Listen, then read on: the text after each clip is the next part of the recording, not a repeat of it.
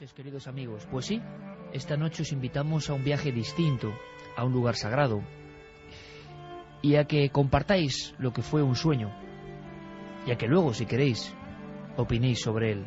5.165 metros. Monte Ararat. Para los turcos, el Agri Dağ, o lo que es lo mismo, la montaña del dolor. Su cima, siempre sepultada bajo una gruesa capa de hielo. Se alcanzan temperaturas próximas a los 40 grados bajo cero. Marco Polo la consideró montaña imposible de ascender. Desde hace muchos siglos se habla del lugar concreto donde ocurrió algo que es narrado ya en la Sagrada Escritura. 5.165 metros, de acuerdo, no es de las más altas, pero está bordeada de dificultades, de secretos, de militares, de garitas, de personajes siniestros. Es la montaña, eso sí, con un cráter en su cima, más voluminosa del mundo. Según todos los geólogos, una de las más singulares de la faz de la Tierra. La Agri Dağ, o montaña del dolor, sembró de muerte. Esa zona de Armenia es su símbolo nacional. Un día de julio de 1840, su última erupción. En ese lugar hay una historia, la de los 10.000 mártires del monte Ararat, que ya pintó el gran Carpaccio. 10.000 soldados romanos convertidos repentinamente por hechos extraños al cristianismo. 10.000 cruces, 10.000 agonías en el monte del dolor, 10.000 crucifixiones. ¿Os imagináis la escena? Cuenta la historia y la ciencia que los barcos más antiguos del mundo se encuentran ya alejados en lo que es el desierto que un día fue vergel junto al Nilo. Son barcos egipcios, 5.000 años de antigüedad, varados, ya no viajarán nunca.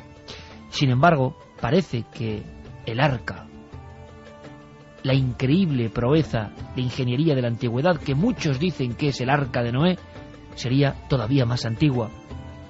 Y unas fotografías obtenidas hace muchos años, que dieron la vuelta al mundo, hablaban de que en lo más profundo y más alto del monte Ararat, en mitad de esos glaciares donde se han perdido muchas vidas, amanecía algo, una especie de rectángulo, una especie de casco de barco.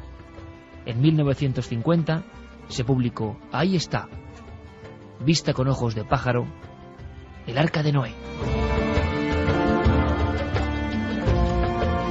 En 1950, el alpinista francés Ferdinand Navarra obtenía un trozo de madera fosilizada, carbono 14, resultado 7.000 años aproximadamente de antigüedad.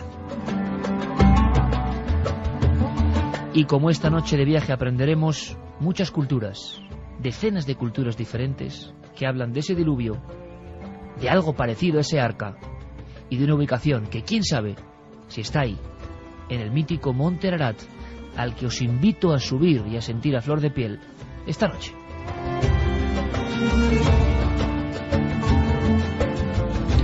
Esta noche, además de muchas emociones, todos muy atentos, vamos a conectar con una persona normal y corriente. No es un investigador, no es un arqueólogo, no es un alpinista, no es un especialista en la montaña. Es alguien normal, y quizá por eso esta historia es épica y queríamos contarla. Juan G. Vallejo, buenas noches.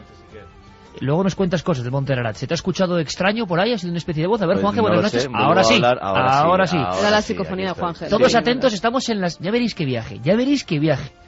Un Porsche de 20 años de antigüedad, ya con sus kilómetros.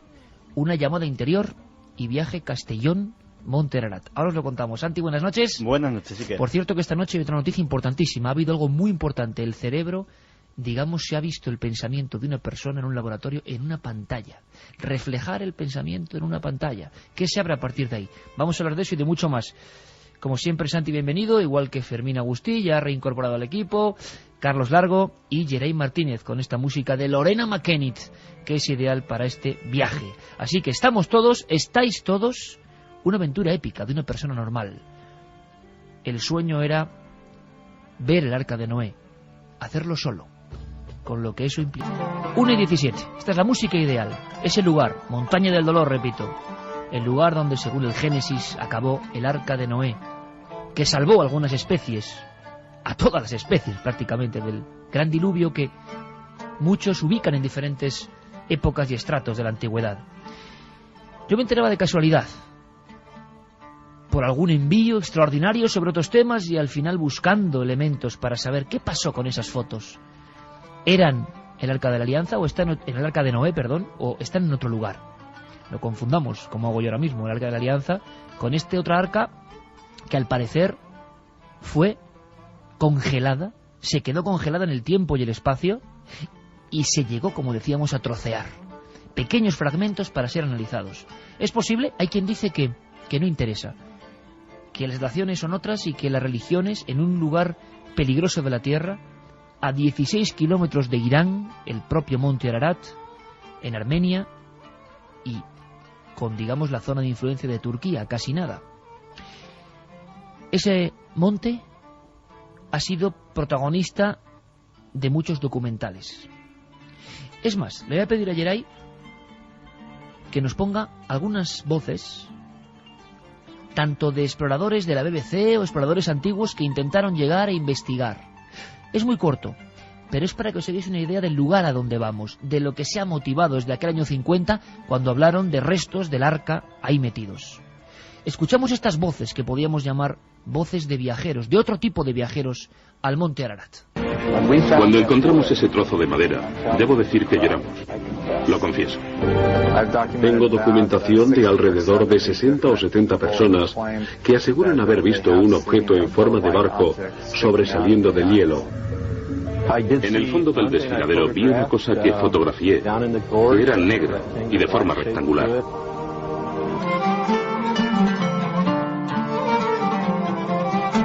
Fotos que valieron miles de dólares de la época y que demostraban que algo había ahí en el hielo.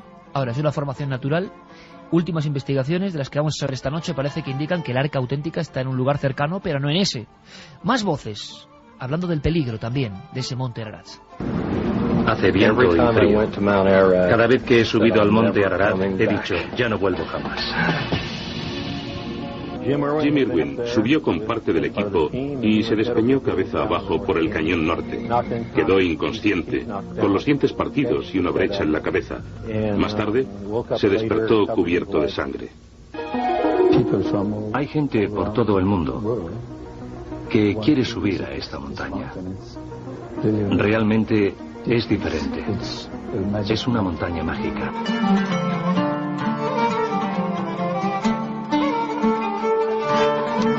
Y a la 1:20 exactamente, comenzamos nuestro viaje.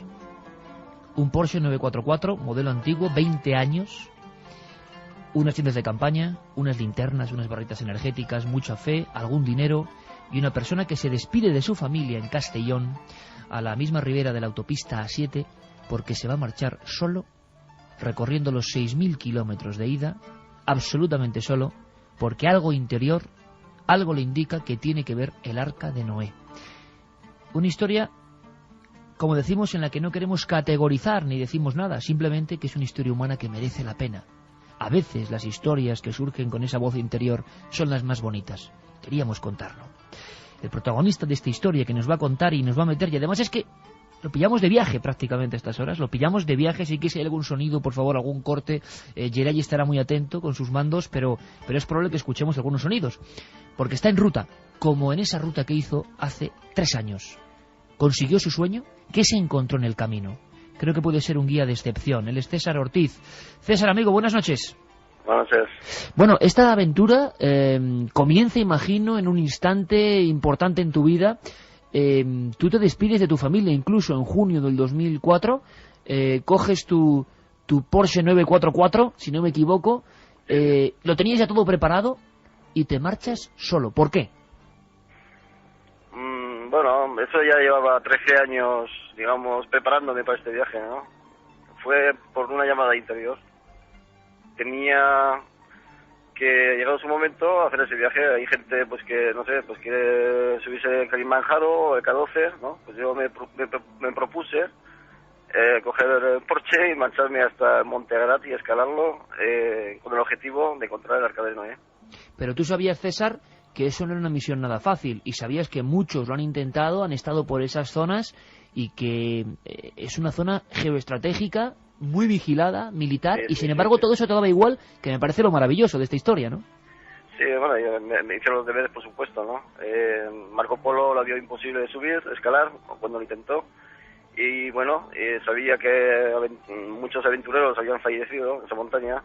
Por otro lado estaba, pues que es una zona militar debido a que hace frontera con Irán y Armenia, y entonces, pues claro, no permiten el acceso fácil, ¿no?, a la montaña. Yo, aún con todo eso, y sabiendo que sin permisos me podía caer 8 o 10 meses de cárcel si me cogían subiendo, aún así arriesgué y fui con todas las consecuencias, ¿no? Y bueno, que fuera lo que Dios quiera, ¿no? Y yo tenía que hacerlo y punto, y lo hice.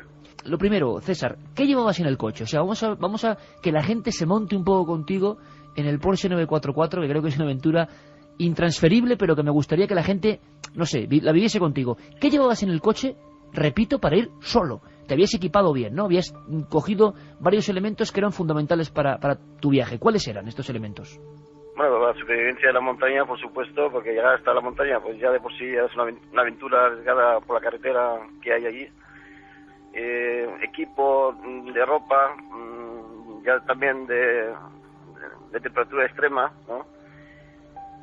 También un triolet, unos pinchos en los pies para cuando estuviera arriba, porque es todo hielo, a partir de 4.500 metros es todo hielo ya la nieve se ha endurecido, ¿no? Cámaras de vídeo, fotografía, que además me dijeron que si la sacara a bajo cero, que fuera rápido porque me quedaba sin máquina, ¿no? Porque no había, digamos, cámaras de gran resistencia a un precio que yo podía comprar, claro, en ese momento, ¿no? Tú empiezas el viaje, coges la A7, pasas por Francia. Creo que además una cena de marisco te sienta bastante mal y te da bastantes problemas durante mucho tiempo, pero ocurre algo en Turín. Vamos a pararnos en Turín. Además, una ciudad que nosotros queremos mucho y hemos visto esa Sábana Santa. Tú no llegas a ver la Sábana Santa porque, como bien sabes, la custodian, pero sí que te ocurre algo impresionante, ¿no? Que es una visión personal con una imagen de la Sábana Santa. Cuéntanos, en Turín.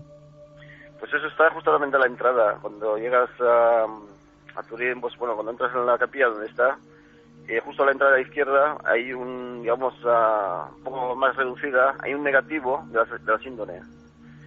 Y entré y no percibí nada, ¿no?, en ese momento, pero fue a la salida. Bueno, pues cuando me giro y lo veo por última vez antes de salir de la capilla, pues noto en mi cuerpo como si estuviera en carne viva, ¿no?, como si me hubieran apalizado a mí y me hubieran puesto esos 200 y pico pegazos, ¿no?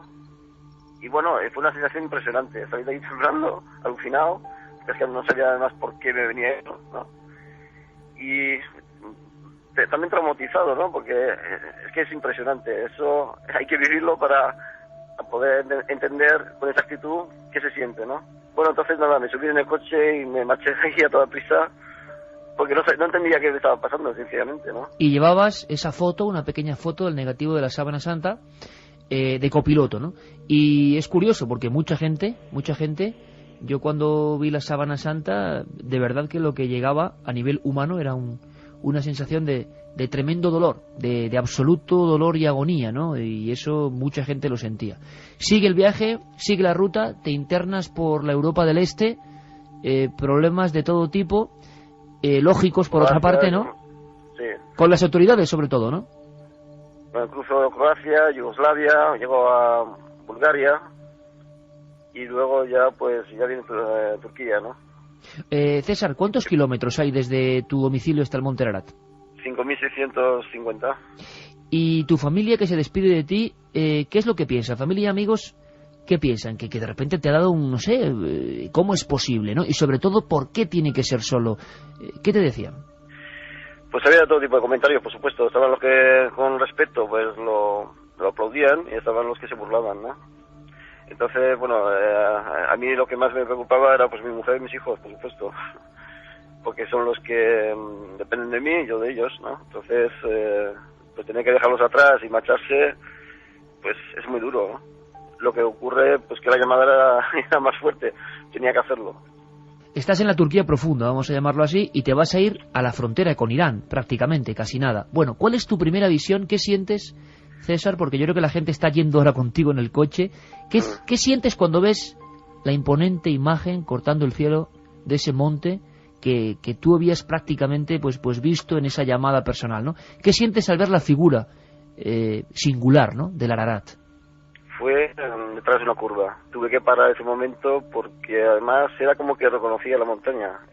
La montaña ya la había visualizado mentalmente, pero cuando la vi es que no me cabía la duda de que era la montaña. O sea, podía haber sido cualquier otra, porque yo no conozco la zona exactamente palmo a palmo, ¿no?, de Turquía. Sin embargo, cuando la vi, lo tuve clarísimo.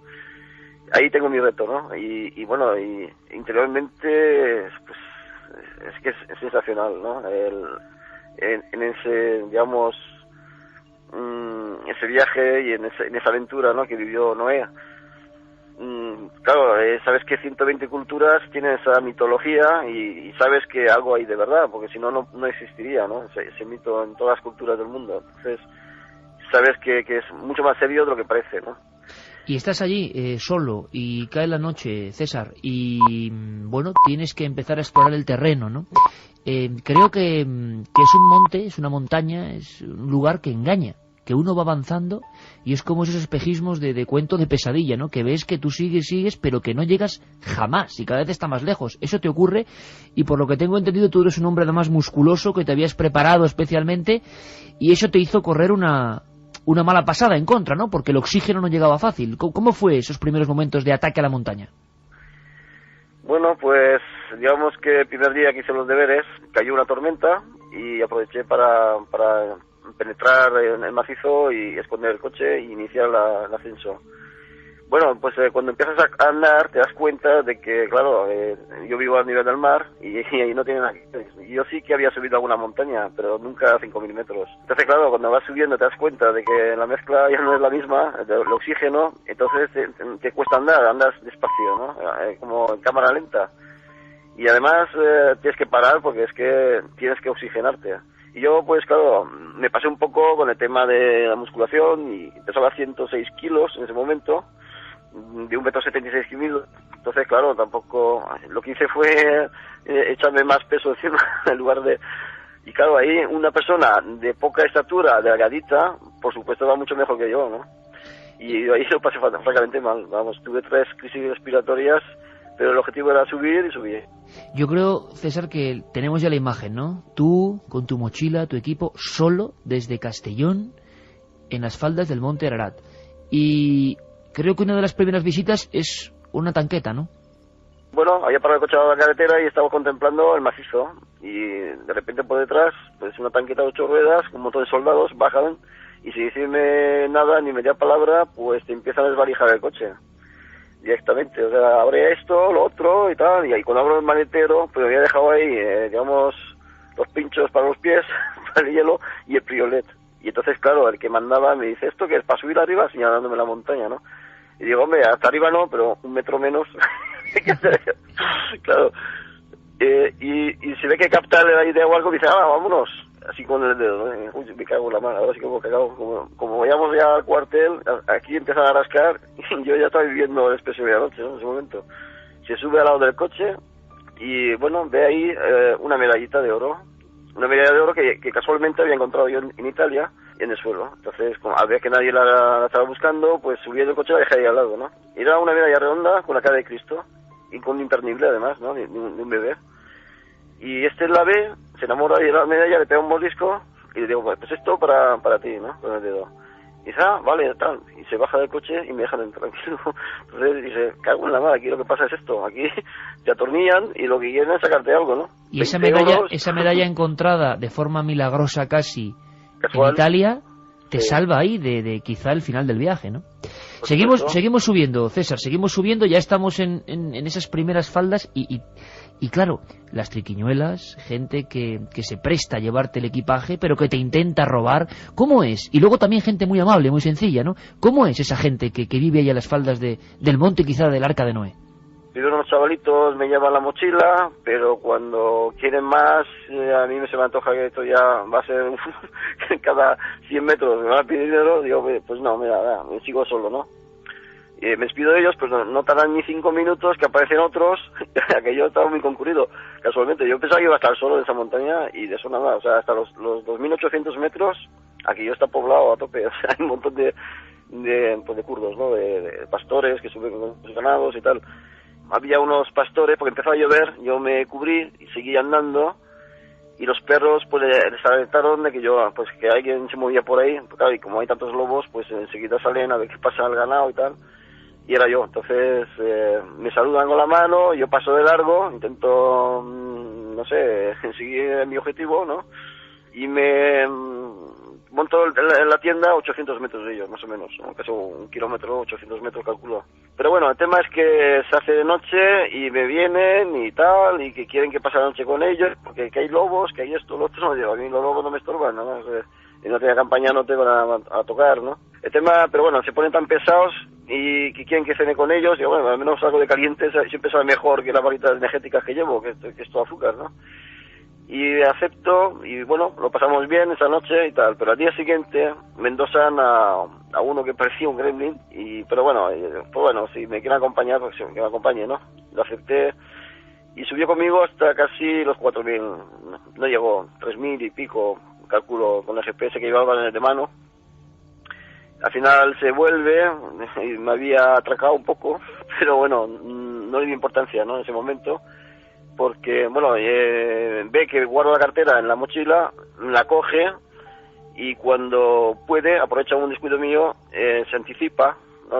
Así corriendo y tal, y yo tardo un poquito en llegar, pero percibo que sí, que ha tocado la cartera y que ha sido poco, pero mi objetivo era simplemente Monte Ararat, y a mí me da igual dinero, ¿no? En ese momento. Entonces, tú tenías claro siempre el objetivo del lugar del arca, y preferías no meterte en camisa de 11 varas, porque claro, una pelea o una discusión en ese territorio y con esa gente no iba a ser buena, ¿no? Pero imagínate, me claro, un tiro, me entierran por ahí y ¿quién va a buscarme ahí? Claro. Es enorme. Acompañado de este hombre, empiezas a ver huellas de lobos, y segundo, te empieza a contar historias de gente que se ha ahogado en el Monte Ararat o en esa especie como de remansos de nieve que hay, ¿no? Cuéntanos. Y bueno, me dice que pues sí, que arriba solo hay muerte, que ahí no vale la pena subir, que no hay nada y tal, ¿no? Yo le dibujo en la nieve pues el arca, pero me dice que ahí no está. Es como que ya conocían bien el terreno, ahí no había nada de eso. Pero yo insisto, ¿no? Yo quiero subir. Y bueno, además es que no es nuevo, o sea, se sabe sobradamente de pues que vas pisando la nieve, y si no llevas un palo, pues te puedes meter en una cima, un corte de la montaña que aparentemente está sólido, pero lo pisas en falso y te vas para abajo y ahí te quedas, ¿no? Y luego el deshielo, como ahí es una montaña que está helada todo el año, hay mucho deshielo y hay, pues eso, ríos subterráneos, pues pisar en falso, caer en un río subterráneo eso y ahogarte también, o sea... ¿Y es cierto que había mucha gente que se había ahogado, César? ¿Lo contaban los pastores? Sí, de la misma familia de esa gente, ¿no? Y luego pues también las piedras están sueltas, no son piedras que estén, digamos, permazadas en la montaña, son piedras sueltas. Que son piedras, además, de 7 toneladas, había de todos los tamaños, pero sobre todo grandes, ¿no? Y claro, eso dificulta mucho. A partir de 3.500 metros ya no hay caminos, porque la gente no sube, de hecho, es que no crecen los árboles, ¿no? Ni la hierba, entonces claro, ¿para qué van a subir? Entonces, claro, no hay caminos, tienes que ir saltando de una roca en otra o arriesgarte y irte por la nieve con la consecuencia o con el peligro de caerte en un agujero de estos o en un río o lo que sea, ¿no? ¿Y cómo es la noche en el Monte Ararat cuando uno está solo? La noche es mágica. Yo me sentí esos días más vivo que nunca. He tenido sensaciones muy fuertes y experiencias muy fuertes, pero tengo que reconocer que esos días para mí son mágicos y son muy, muy, muy especiales. No los voy a olvidar en la vida, vamos. Había una serie de informaciones sobre unas formaciones rectangulares obtenidas desde la altura que muchos identificaban con el casco, digamos, del barco, claro, de ese arca. Sí. ¿Qué es eso realmente, César? Tú que has estado sobre el terreno, ¿eso dónde está? ¿Está realmente? ¿Hay restos? El lado que da hacia Armenia, hay una especie de glaciar bastante enorme. Pero bueno, había un geólogo que con un helicóptero pues iban buscando posibles hallazgos de petróleo. Se acercaron al Monte Ararat y vieron una formación que sobresalía del hielo. Y es rectangular. Entonces, claro, hicieron las fotos, 5, tengo entendido, que luego desaparecieron misteriosamente. Y yo estuve encima de esa anomalía, ¿no? De la Ararat. Y no es más que una roca rectangular. Es que es casual, es natural. Yo no creo que nadie se haya dedicado ahí a picar, pero yo la vi natural. Es rectangular y por supuesto no tiene dimensiones, ¿no? Lo que ocurre es que, claro, desde el aire yo comprendo que pueda parecer lo que no es, ¿no? Algo hecho por la mano humana, ¿no? Y sin embargo, César, tú tienes las agallas de, bueno, primero volver vivo de este viaje increíble, de regresar y de conocer un entorno donde hay hasta el guardián del arca. Es decir, está por un lado esta anomalía en el monte Ararat y muy cerca de este monte un lugar donde hay algo que tú fotografías que parece lo que es un poco el casco de un barco, ¿no? ¿Esto qué es? Hombre, pues yo después de subir a Monte Ararat, desde aquel año 2004, yo ya sabía que eso que me estás mencionando es el arca, ¿no? Mediante una locución interior se me dijo que eso era el arca. Entonces, claro, llega el guardián, un tal Hassan Dayinin, que se llama, y bueno, muy majo el hombre, me enseñó el arca. Por supuesto, yo ya sabía lo que había que hacer, propinarle para que me dejara subir encima y, en fin, y en un descuido me dio un trocito, ¿no? ¿Y cómo es, César, para quien ahora te está escuchando? ¿Qué es lo que se ve ahí? ¿Es madera? ¿Es madera fosilizada? ¿Es una formación...? Sí. Es madera fosilizada, es petrificada prácticamente. Entonces, cuando vas rodeando el arca alrededor, pues ves tablones ya que están ya petrificados, ¿no? Incrustados en la montaña. Y bueno, ahí hubo un tal Ron Wyatt que le permitieron en el 88, creo que fue, hacer un agujero en la zona donde está el arca y sacó pues vigas, tablones, remaches de metal, que es lo más alucinante. O sea, había tecnología. Pero ese casco que tú has fotografiado y que está allí, ¿tiene esos remaches en su interior? ¿Se ha comprobado eso? Sí. De hecho, hay una empresa, el año pasado me informé, religiosa, americana, que quieren, pues rescatar los restos, ¿no? Igual que han hecho con los dinosaurios, sacarlos desenterrarlos y exhibirlos en un museo.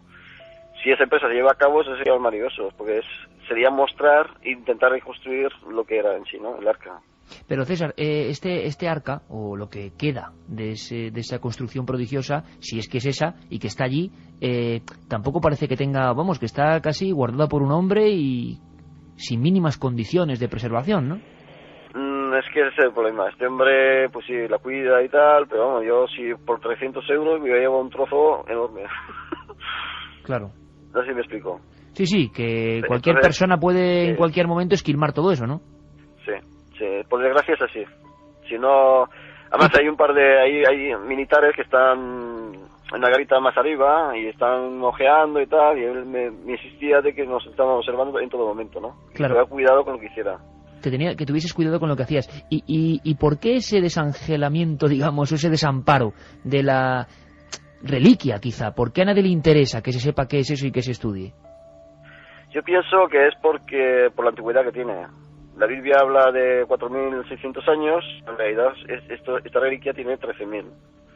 Entonces, claro, 13.000 ya no cuadra, ¿no? Ya sería contradecir las escrituras sagradas y entonces las religiones automáticamente, pues una falla en la palabra de Dios, que es la Biblia, según ellos, pues sería contradictorio. Entonces sería un gran escándalo.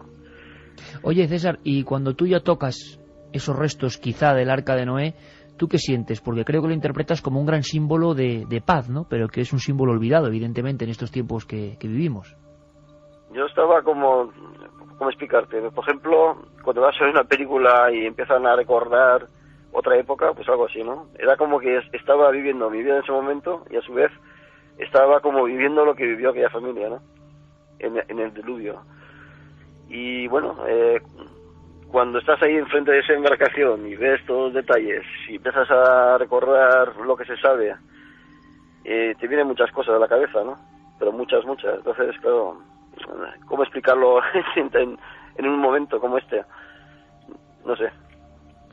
Realmente. César, yo lo que creo es que tu aventura personal y humana, como siempre, y tú sabes que la gente siempre, pues puede creerlo, puede que no, puede vivirlo, puede que no, depende de cada uno. Yo lo que estoy seguro es que es una historia tremendamente humana y alucinante, sobre todo porque si hubiera sido un grupo, o un grupo de investigación, o un grupo periodístico, o lo que sea, tendría otro contexto. Pero ser una persona solo, en su coche, Castellón, Monte Ararat, Arca, vuelta, yo creo que es algo muy meritorio. Y que cada uno piense lo que quiera, pero creo que es una aventura con muchas agallas, con mucha fe, y que demuestra que muchas veces los grandes momentos de la vida tienen que estar impulsados por esos instantes de esplendor, ¿no? Que cada uno interpreta como quiere, con esas llamadas o lo que sea.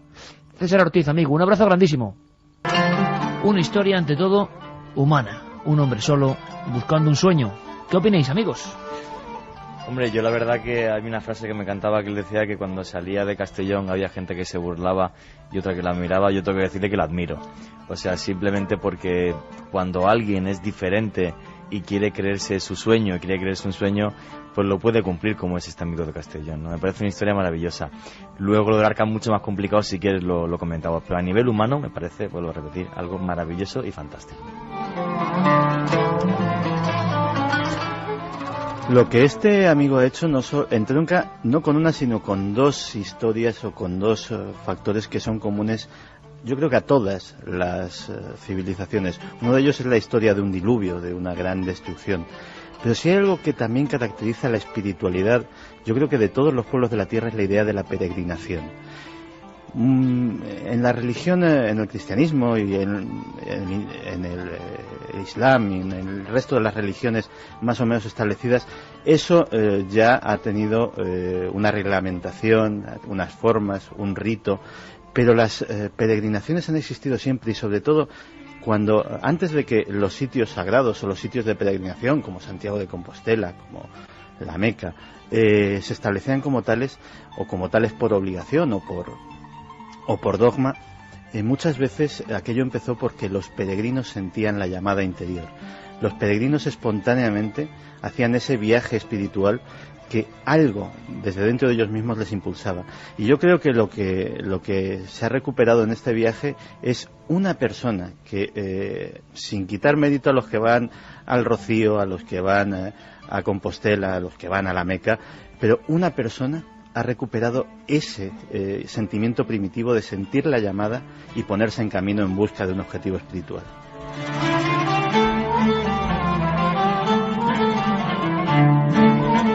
¿Qué te pareció la historia, Carmen? Una locura, total. Una locura, pero benditos locos, ¿no? Que gracias a ellos conocemos otros sitios, otros lugares y también, ¿por qué no?, otras experiencias que de repente con las comodidades que tenemos hoy en día en nuestras casas nos hacen cogernos, dejar a nuestra familia, que es lo que más se quiere, y ir detrás de ese sueño, ir persiguiendo, pues a lo mejor respuestas que en ese momento tenía que tener en su vida, cumplir tal vez algo que él mismo deseaba. Y si lo ha conseguido así, pues el viaje, vamos, ha sido una respuesta para todo ello. Una locura, como decía al principio, pero bendita locura que te da a entender que no solamente está tu familia, tu casa, tus comodidades, sino que hay algo más y que parece que todo se va juntando, porque mira que ha pasado Aventuras, nuestro amigo, parece que todo se va juntando para que al final consiguiera llegar a la cima. Le han robado, le han apedreado, también nos contaba a micrófono cerrado, ha pasado todo tipo de penurias, no ha visto la sábana santa real, pero aún así ha llegado y ha conseguido un trozo de esa maderita. Ha podido incluso documentarse sobre los remaches que hemos visto aquí en fotografías, cientos de remaches de hierro que al parecer estaban encontrados y dispuestos según una embarcación, pues tenía que tenerlos en su casco, líneas horizontales y verticales que se iban cruzando para hacer así el casco de, tal vez, ¿por qué no?, el Arca de Noé. Desde hace muchos años, desde hace muchos siglos, se sigue diciendo que en el monte Ararat se encuentra ese arca bíblico. Y los antiguos, en muchos de los casos, estamos viendo que tenían razón. Hay muchas pruebas, no solamente esos remaches, sino los análisis que se han hecho con carbono 14 sobre la madera y también documentos históricos antiguos que centraban precisamente en el monte Ararat el Arca de Noé. Aunque por encima, yo lo decía y lo dejaba claro, lo sigo dejando claro, de las opiniones sobre el tema de fondo, creo que es clave lo que contaba Santi de la fuerza de la llamada. La gran pregunta es por qué desde el principio del tiempo algunas personas en ciertos momentos de su vida sienten que algo que no es exactamente ellos, pero que les habla, les obligan a ir a ciertos lugares. A mí me ha parecido un viaje precioso. Escuchamos ahora qué dice la gente, 7640, ¿qué opináis de esta aventura? De la aventura, sobre todo, del hombre que se lanza. Yo lo decía porque es distinto que sea alguien solo, ¿verdad? Me he imaginado a César como una persona cualquiera, solo con su mochila, su barrita energética, poniendo su tienda de campaña, cayendo la noche a 5.000 metros donde la gente se cae redonda sin oxígeno. Yo creo que es algo absolutamente épico. Pero tenemos que dar algunos datos concretos. Dábamos algunos sobre esta montaña del dolor. Juanje tiene más. ¿Porque es verdad, Juanje, que diferentes culturas hablan de ese mismo acontecimiento? Sí, la verdad que el número es muy diverso, ¿no?, según la fuente.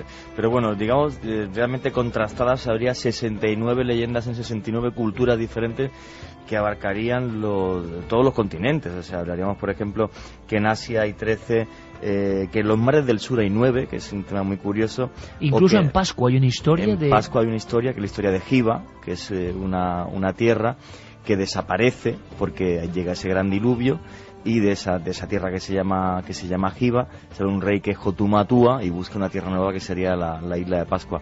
Pero en esa zona, en Oceanía, hay una que es muy curiosa. En los mares del sur hay una tribu oceánica que, para explicar el diluvio, dicen que los dioses un día le dieron la vuelta a la tierra y entonces el mar los océanos estaban encima de los continentes. Sí, es muy curioso el cómo se llega a contar de una forma diferente. Ya te digo 69. Lo que pasa es que lo que más intriga, ¿no?, es eso, porque la discusión que hay a nivel arqueológico, que sería sobre el relato bíblico en sí, digamos que tiene una explicación más lógica, y es que en el año 1872, cuando se excava la biblioteca de Nínive, pues aparece una serie de tablillas que son la epopeya de Gilgamesh, donde hace 4.600 años está narrada ya toda la epopeya el primer viaje de un hombre al inframundo. Efectivamente, el rey de Uruk. Entonces, pues, en esta epopeya de Gilgamesh hay un momento en el que, digamos, los dioses inundan la tierra.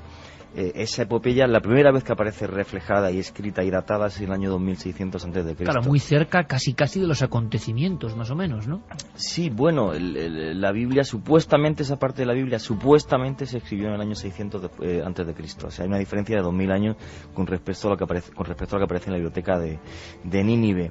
Pero claro, o sea, desde ese punto de vista hay otra serie de hechos muy curiosos, y es si realmente el diluvio o hubo una gran inundación solamente en las zonas habitadas de la tierra, que en aquel tiempo sería, pues, zonas cercanas a Armenia, lo que sería el comienzo de la civilización, el Tigris y el Éufrates en Mesopotamia.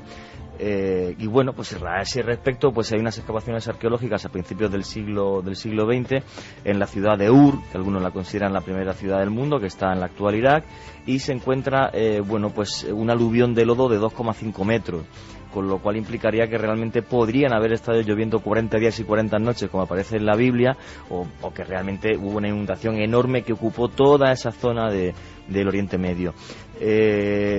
A este respecto hay otra curiosidad, y es que la única localización que se llama Ararat no es la del monte Ararat, sino que muy cerca del desembocamiento, de la desembocadura de los ríos Tigris y Éufrates, hay una pequeña meseta que se llama también Ararat, que es otro lugar donde la gente ha intentado buscar también el arca de alianza, el arca de Noé, pero no ha encontrado absolutamente nada. ¿Y del arca en sí sabemos algo? Se ha escrito, porque yo creo que hay muchas diferencias en cuanto a medidas, cómo era exactamente esa embarcación prodigiosa, por qué demonios aparece ahí. Es que no es como el arca de la alianza, porque nos estamos liando tanto, donde sí aparecen las medidas exactas. En este caso, el arca de Noé no. Lo que sí hay una historia muy curiosa respecto a lo similar que es la Biblia con el texto de la biblioteca de Nínive, y es que incluso cuando Noé quiere saber si hay tierra o no hay tierra, pues va lanzando una serie de palomas y demás, y en el caso de Gilgamesh, del rey de la ciudad de Uruk, pues manda primero una paloma, luego una golondrina, luego un cuervo, que ya el cuervo no vuelve. Y cuando el cuervo no vuelve, dice, bueno, pues ya puedo realmente buscar tierra en la dirección a la que se ha ido la última ave. Hasta la forma de buscar la tierra es igual, ¿no? Entonces, bueno, pues nos hace pensar que realmente sí que existieron grandes inundaciones que pudieron abarcar una buena parte de la humanidad, y muchos geólogos que han investigado sobre este extremo. Ahora, lo que sí es verdad que me rompe todos los esquemas son las 37 culturas en América, en toda América, desde el norte hasta el sur, que hablan de un diluvio. Eso es una cosa increíble. Escuchamos ahora a los oyentes, pero la gran pregunta es, ¿y qué demonios pinta eso de maderas fosilizadas? Porque tiene algún viso de... Pues fíjate que hay una historia que la tenía medio olvidada, pero aquí, como Armstrong en la cueva de los tallos, o Cooper con sus experimentos parapsicológicos, esta historia también tiene su astronauta, James Irving. James Irving estuvo en el mismo lugar que nuestro amigo, intentando documentar y demostrar de una forma científica. Y una de las voces que escuchábamos antes, porque eso igual no lo sabe la gente, alguien hablaba de Irving cayéndose y destrozándose los dientes y despeñándose. Era James Irving, uno de los pocos hombres que han estado en la Luna. El suyo fue el Apolo 15, curioso, si no recuerdo mal. Y otro astronauta buscando un enigma de la antigüedad. Parece que todos los que volvieron de la Luna trajeron una inquietud más. Parece que ver la Tierra desde esa lejanía algo les abrió, y desde luego todos, o prácticamente todos, la mayoría, iniciaron búsquedas que muy poco tenían que ver con el espacio y más con el espíritu.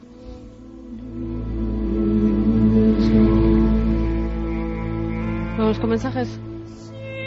A ver qué opinan nuestros oyentes sobre la historia de César. La mayoría dice que admiran a César por tener pues esa llamada, ¿no? Y lanzarse a ese viaje sin apenas nada. Solo una cosa, hablabas antes de las medidas del arca. En el Génesis se dice que el arca medía 300 por 50 por 30 codos. Sería más o menos 140 metros por 23 por unos 13 metros y medio, 14. Esas serían las medidas del arca, que más o menos también coinciden precisamente con las que hay en el Monte Ararat, al parecer, o eso es lo que opinan los investigadores. Vamos ahora con los mensajes. Laura nos dice que es una historia con mayúsculas. César, te admiro.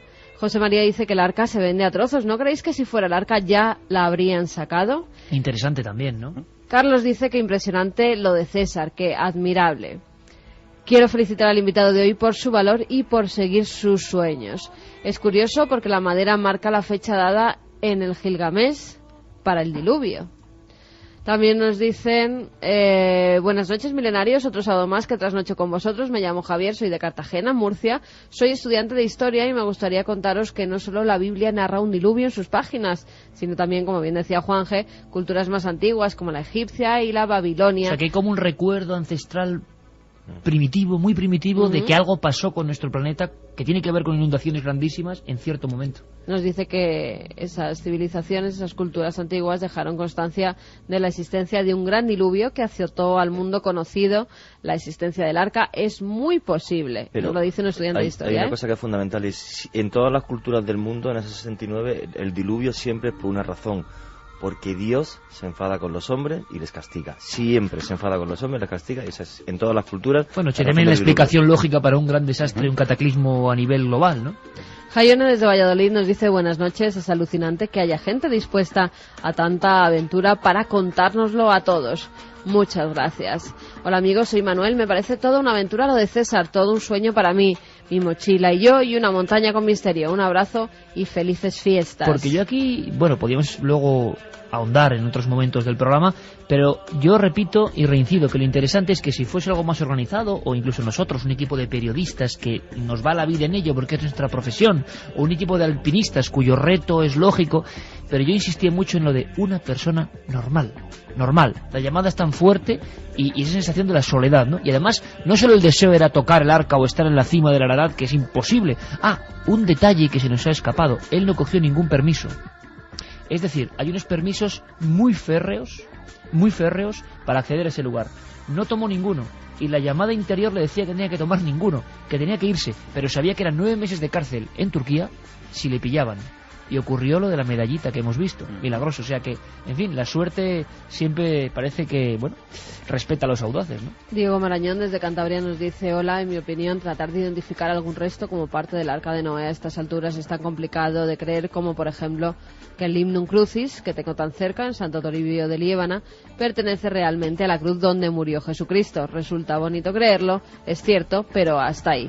Un saludo enorme y felices fiestas. Pues Diego tiene razón, porque realmente por un lado está la aventura humana, que es la que nos sublima y nos genera lo mejor del hombre, ¿no? Y lo más arriesgado y lo más loco en el buen sentido, como decía Carmen. Y otra cosa luego es lo físico, ¿no? Si eso puede ser el arca o no, que imagino que es muy difícil. Pero también yo pregunto, si hay un arca, estaría en algún sitio de máxima seguridad porque habrían hecho los estudios pertinentes. Pero por otro lado, ¿qué demonios pinta un barco ahí? desde mi punto de vista me parece un tema dignísimo de investigar. El problema es que la zona militar es restringida, pero vamos, es un tema, aunque no fuese el arca de Noé, o sea, que haya un barco en lo alto del Monte Ararat y que tenga una antigüedad de 7, 8, 9 mil años, le daría una vuelta a toda la historia de la humanidad, seguro. Fuese Noé, claro, o no fuera, ahí está una clave muy Noé. interesante, Juanje, Claro. porque los barcos más antiguos datados, 5.100 años en las riberas del Nilo, ¿no? Sí, sí. Nos dice Nora Milenario, yo creo que lo que hay enterrado en el monte Ararat no es más que un enorme navío egipcio.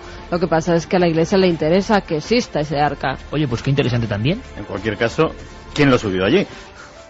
Ya, y no, la Es una gran pregunta. Iglesia, la Iglesia tampoco saca nada con que el arca esté allí, ¿no? Bueno, es que el arca, sea lo que sea esa embarcación en el cerca del monte Ararat, porque son como una serie de colinas alrededor del monte Ararat, exactamente, está olvidada. Nadie habla de ella. Por Hubo eso. esas fotos en el año 50 y después nada. El tema es apasionante, amigos, pero hay mucho más. No sabéis lo que hay. Esto que ha pasado con el cerebro. Y Santi proponía un tema que es apasionante. Mujer.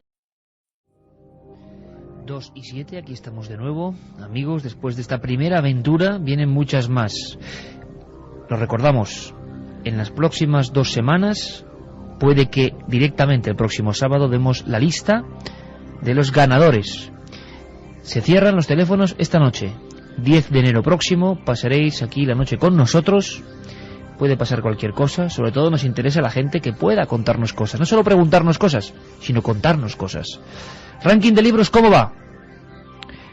De abajo arriba, puesto 20, Tumba sin nombre, 19, La ruta prohibida, 18, El Necronomicon, 17, Cosmos, 16, Los pilares de la tierra, 15, Vida después de la vida, 14, Camposanto, 13, No piense usted como un humano, 12, Enigmas sin resolver, 11, Recuerdos del futuro, 10, La dama azul, 9, 100.000 kilómetros tras los ovnis, 8, Misterios de la iglesia, 7, Drácula, 6, la Biblia, 5, Paraíso maldito, 4, Retorno de los brujos, 3, Dioses, tumbas y sabios, 2, La noche del miedo, primer puesto, libro elegido de momento del misterio, Caballo de Troya, JJ Benítez.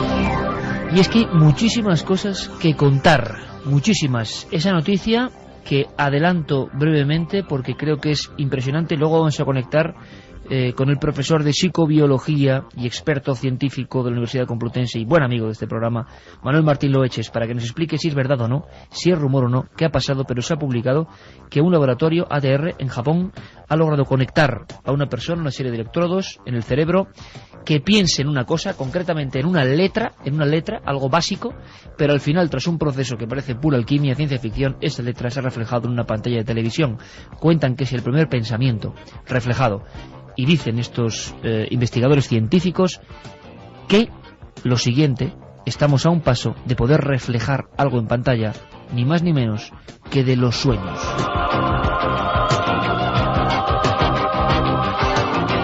Bueno, pues ahora vamos a variar el tono musical, Yerey, vamos a marcharnos quizá a la historia a otros confines de otras dimensiones, porque Santiago Camacho dejó caer aquí la posibilidad, la pista de que hay casos asombrosos de mujeres que por las dificultades, por lo que entraña y sobre todo entrañaba ser mujer, tuvieron que pasar toda su vida o gran parte de su vida, bueno, pues vestidas, comportándose, transformadas, en algunos casos podría decirse que casi travestidas como hombres.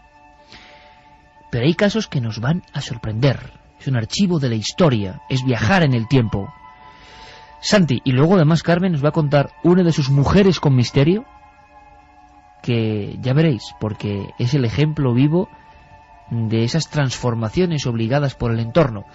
Santi, ¿por dónde comenzamos? Pues hay un puñado de casos realmente interesantes. Yo creo que el que me hizo interesarme por este tema fue el caso del general Tito Aníbal da Paisao Gómez. El general Tito, como le conocía todo el mundo, era un personaje sumamente respetado en Lisboa. con sus gafas de concha, su uniforme impecable, sus medallas, su sable cuando se vestía de gala, su pistola al cinto. Era un tipo intachable, un hombre de reputación tremenda. De hecho, gracias a esa reputación, a esas medallas que había ganado como veterano en la guerra de Angola, se hizo un hueco en el mundo de los negocios lisboeta.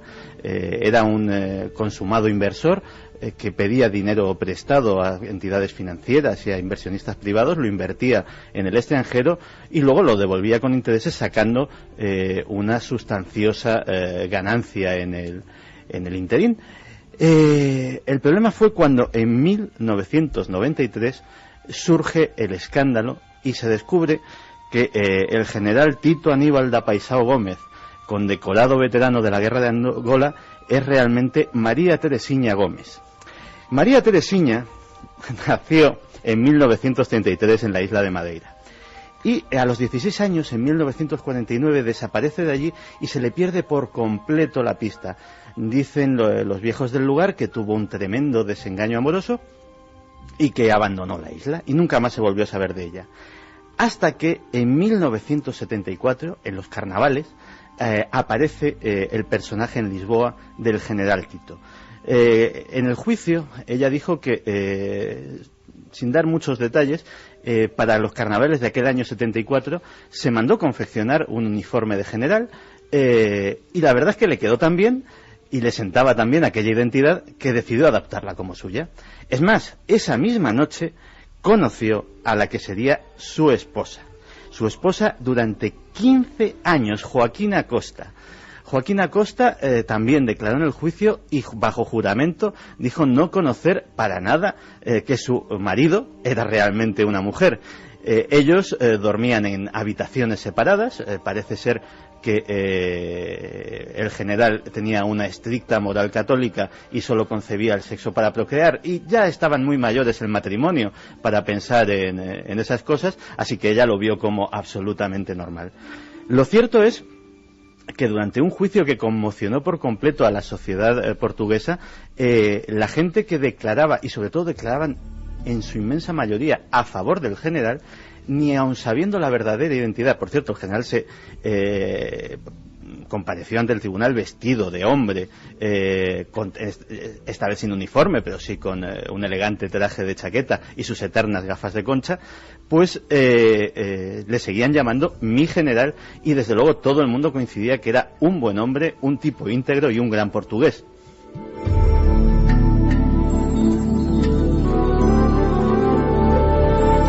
...15 años casado con una mujer, general, la tropa le respetaba, y era Teresiña al final. Teresiña. Y la verdad es que Teresiña fue condenada a 3 años de cárcel, de los cuales no tuvo, por esa intachable conducta anterior, no tuvo que cumplir ninguno. Los cargos eran básicamente de estafa y sobre todo de suplantación de identidad, en este caso de un general.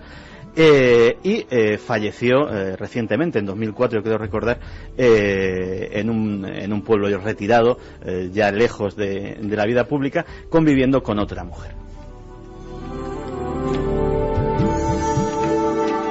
Esto a la inversa recuerda a la gran película aquella del año 71, ¿os acordáis? Mi querida señorita, con una espectacular, yo creo que espectacular interpretación de José Luis López Vázquez, pero en este caso a la inversa, ¿no? Alguien que se hacía pasar por mujer, por señora de un pueblo y era hombre. A mí me recordaba mucho, porque la gente tenemos el concepto de que las mujeres no pueden ser guerreras. No hay cosa más absurda. Hay unos grabados que le invito a la gente que los busque a través de Google, que yo creo que tienen que estar en Google, que es de una reina que había en la antigua Nubia, Dodecasoenos, que hay grabados de ella de cómo le cortaba delante de su tropa, la que llevaba los ejércitos, cómo le cortaba la cabeza a los enemigos, y está grabado en piedra en la ciudad. ¿Cómo se llamaba esta mujer? Dodecasoenos iba delante con su ejército y le cortaba la cabeza a los enemigos delante de sus soldados, para que vieran su capacidad y su valor. Pero hay una clave importante, Juanje, siempre ese plus que ha tenido que tener la mujer en la antigüedad, para equipararse, ¿no?, al hombre. Tenía que demostrar más por todo el condicionamiento social que rodeaba. Hay más casos. Sí, fíjate, incluso casos en la ficción, pero que detallan una realidad. Uno de ellos es el teatro isabelino, la época de Shakespeare. En esa época solamente los hombres podían interpretar todos los papeles. Las Julietas eran hombres, las Lady Macbeth eran hombres al principio. Toda la panoplia de personajes femeninos muy fuertes y muy intensos del teatro shakespeariano fueron interpretados originalmente por hombres. Las mujeres no podían ejercer de actrices de teatro. En absoluto. Y de hecho hay una conocida película, Shakespeare enamorado, en la cual una mujer tiene la vocación de artista, la vocación de actriz, y decide cambiar las tornas y hacerse pasar por hombre para que le dejen hacer papeles de mujer. Silvia, no me place el demasiado. Tiene los dedos rojos de pelear y habla como un niño que recitara su lección. En la escena el amor no será amor verdadero, mientras la ley obligue que sean petimetres con enaguas quienes interpreten el papel de heroínas. Y ha habido artistas que mucho más recientemente se han visto metidos en situaciones similares. La muerte de un discreto, conocido en los mundos de los expertos del jazz, pianista y saxofonista que se llamaba Billy Tipton, no hubiese llamado mucho la atención en 1989, salvo en esos círculos de iniciados, salvo porque cuando el médico fue a dictaminar la muerte de Billy Tipton, descubrió que Billy en realidad no era Billy, sino que era una mujer. Si antes te sorprendías porque el general había estado casado durante 15 años, Billy Tipton tuvo 4 mujeres, lo cual... Y tampoco ejercía el... No, esto ya requiere más explicación. Billy Tipton, que se llamaba en realidad Dorothy Lucille Tipton, nació en Oklahoma en 1914 y desde muy temprana edad sintió la llamada de la música. Aprendió a tocar el saxofón, aprendió a tocar el piano y lo hacía con bastante habilidad. El problema es que en aquella época su horizonte laboral o su horizonte artístico se circunscribía a lo que se llamaba las orquestas de señoritas. Y las orquestas de señoritas eran más una atracción de vodevil que algo puramente musical. Y Dorothy lo que tenía era el ansia de codearse con los grandes del jazz. ¿Qué hizo? Pues vestirse de hombre y empezar a frecuentar los clubes de jazz, empezar a demostrar allí sus habilidades y forjarse una reputación. Tocó con Duke Ellington, tocó con algunos de los mejores y llegó a tener el Billy Tipton Trio, que fue el grupo musical en el que estuvo hasta su muerte y que ella misma en este caso, dirigía. En cuanto a lo de las mujeres, pues efectivamente cuando surgió todo el escándalo, todo el mundo recordaba que había tenido 4 parejas estables, algunas durante bastante tiempo. La última de ellas fue la única que reconoció que no sabía absolutamente nada. Era un amor platónico. Tipton en aquella época ya era muy mayor y aducía problemas de salud que le impedían tener a cabo unas relaciones sexuales normales y si bien dormían en la misma cama, nunca tuvieron contacto. De las 3 restantes, la primera sí que confesó que había mantenido una relación lésbica absolutamente normal entre 2 mujeres, en este caso con el engaño de cara a la sociedad de que una de las partes era un hombre. Pero lo realmente curioso es la de las 2 que estuvieron en medio. Esas 2 juraron y perjuraron que no solamente habían estado emparejadas con Billy Tipton, sino que habían tenido relaciones sexuales frecuentes y satisfactorias, merced Dios sabe a qué artificios, decían ellas. Se habló de un extraño suspensorio, de aditamentos ortopédicos de vaya usted a saber qué clase, que permitían a Billy Tipton pues cumplir con sus señoras como Dios manda. El caso es que la escasa discografía que dejó Tipton, a raíz de su muerte y del tremendo escándalo, cobró una cotización inmensa y desde luego los discos de Billy Tipton a día de hoy se pueden encontrar, cosa que en otro caso probablemente no hubiera. Yo recuerdo la historia de esa película Gentle de Barbara Streisand, que expresa muy bien. Es una mujer judía, si no recuerdo mal, claro, que tiene que hacerse pasar por hombre porque ella tenía interés en conocer, en leer, en saber de la cultura, y era algo vedado. Entonces, yo ahora sí me gustaría hacer un homenaje sentido, yo creo, con esta música maravillosa que nos pone Geray Martínez, porque hay que pensar, ¿no? ¿Cuánta gente, cuántas mujeres en este caso, han estado queriendo aprender, queriendo acceder al conocimiento, queriendo acceder a las artes, y sistemáticamente se les ha prohibido? ¿Y cuántas vocaciones han sido absolutamente aniquiladas, ¿no? Era imposible. Y solo algunas. También hablamos un poco esta noche de la llamada interior, ¿no? Esa llamada interior era tan fuerte que les obligaba a cambiar su vida de raíz, a dejar de ser lo que eran, solo por esa llamada hacia el arte o el conocimiento. De verdad que es impresionante. ¿Más casos, Santiago? Uno más, porque si bien los otros dos podían tener un cierto barniz, digamos, frívolo, este es ciertamente dramático porque está impuesto por la más estricta necesidad y sobre todo porque es actual, es completamente actual. En el Afganistán de los talibanes la vida era muy, muy, muy dura, especialmente para las mujeres. Imaginemos lo que sería de una joven, Nadia Gulan, de 21 años, que en un momento dado pierde la protección de su familia, se queda absolutamente sola en el mundo y se queda desamparada en un mundo en el que ser mujer ya de por sí es difícil, ser mujer sola puede ser un estigma, y toma una decisión valiente. La decisión valiente es tomar la identidad de su hermano fallecido para poder trabajar, poder ganarse la vida como mecánico, como albañil, como podía, y así ir sobreviviendo. El problema es que estalla la guerra, la invasión americana, los atentados integristas. Una cosa, Santi, damos por supuesto que todas estas mujeres que se hacen pasar por hombres se acicalan de forma distinta, imagino que tienen que disimular sus formas femeninas, se cortan el pelo, imagino, y se convierten en hombres, pero con una labor milimétrica, ¿no? Sí, posiblemente el caso de Billy Tipton y del general, sí he visto fotos y realmente la transformación es increíble. ¿Ves un hombre? Tipton decían los que le conocieron durante todos esos años que durante un largo periodo de tiempo llevaba bigote. O sea, llevaba un bigotillo fino de los que se llevaban en aquella época, estilo Errol Flynn, y nadie se lo cuestionaba. De hecho, por ejemplo, el caso de Tipton, moviéndose en el club, en el mundo algo sórdido a veces de los clubes de jazz de aquella época, pues por ejemplo había frecuentemente peleas. Él las eludía diciendo que como era pianista tenía que cuidarse las manos.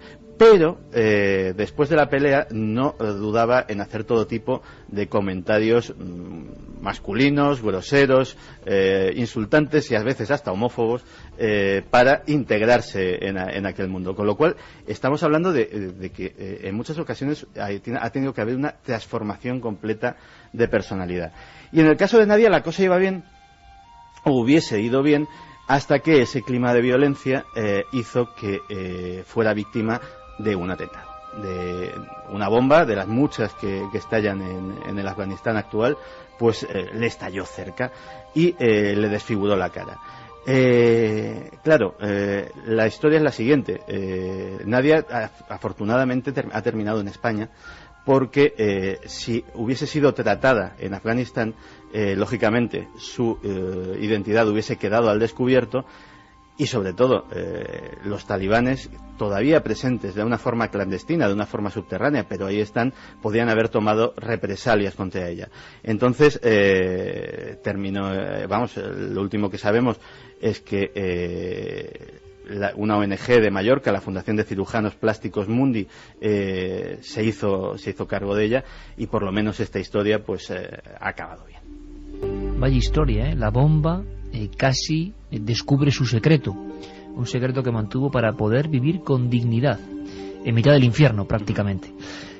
Carmen trae un caso, sabéis que de vez en cuando nos obsequia con algunas mujeres con misterio. Qué mejor entorno, y a veces también qué casualidad, porque el asunto de esta mujer que nos trae ahora pues lo teníamos pensado antes de que Santi comentase lo de estos cambios de sexo, de alguna forma, por llamarlo así, ¿no? Y de personalidad y de apariencia para vivir en otro mundo. Bueno, Carmen, todo tuyo. Es este caso que mucha gente no conocerá y que ante todo no es solo parte de la historia, sino también parte de esa otra historia, de esas cosas que habitualmente jamás se cuentan.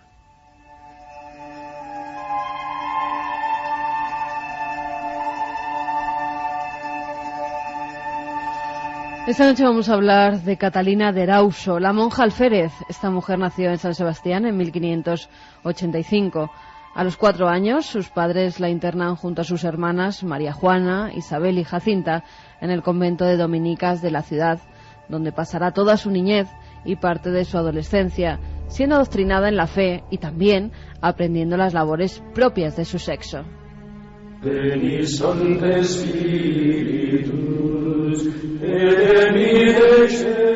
Con 15 años, el 18 de marzo de 1600, tiene una grave disputa con otra religiosa, doña Catalina de Aliri, que la propina una sonora bofetada, tras lo cual la joven decide escaparse del convento. Como nunca había salido de los muros conventuales, no sabe a dónde dirigirse, por lo que coge unos ropajes de labriego y se echa al monte. Allí se deshace del hábito y corta su pelo. Su físico ya era bastante varonil. Era muy alta, de rostro rudo, falta de hermosura, de voz ronca y profunda.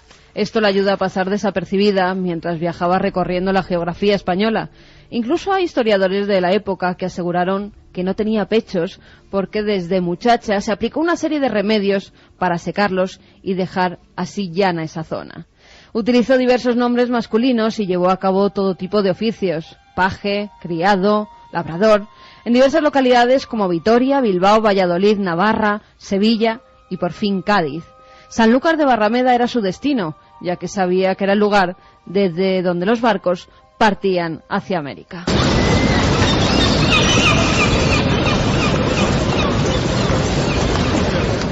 Logró un empleo de grumete en uno de los navíos que le llevó hasta Punta Araya, en Venezuela, de donde se dirige a Cartagena de Indias y de allí a Panamá.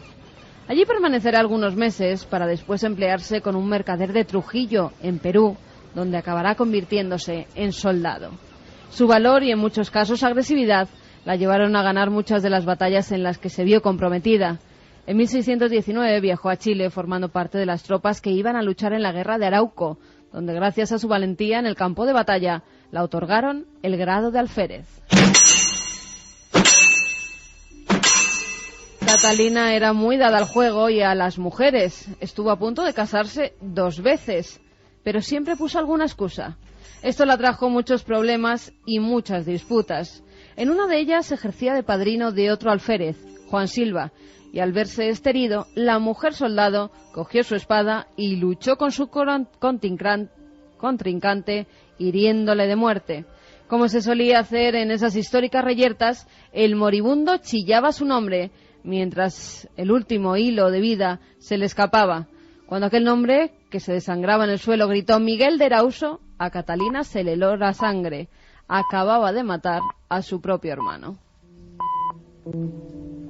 Atravesó el desierto de Atacama, llegó hasta Lima y embarcó en la flota armada por Rodrigo de Mendoza. Fue herida de gravedad y pidió al obispo Fray Agustín de Carvajal, que se encontraba allí, que por favor la confesara. Fue entonces cuando le reveló que era mujer y que incluso había sido monja en su juventud. El religioso, perplejo por tan increíble historia, la hizo someterse a un riguroso reconocimiento médico llevado a cabo por varias matronas, que no solo confirmaron que era una mujer, sino que además en su informe apuntaron que era virgen.